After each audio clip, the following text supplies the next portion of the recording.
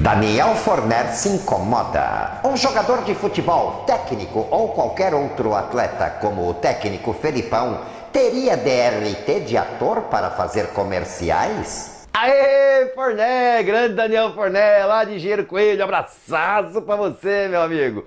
Ó, não teria não, e nem tem que ter, tá?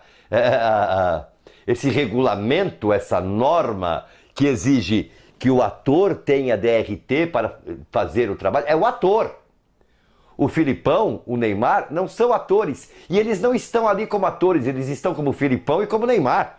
Ele não precisa de DRT para ser filmado como ele mesmo.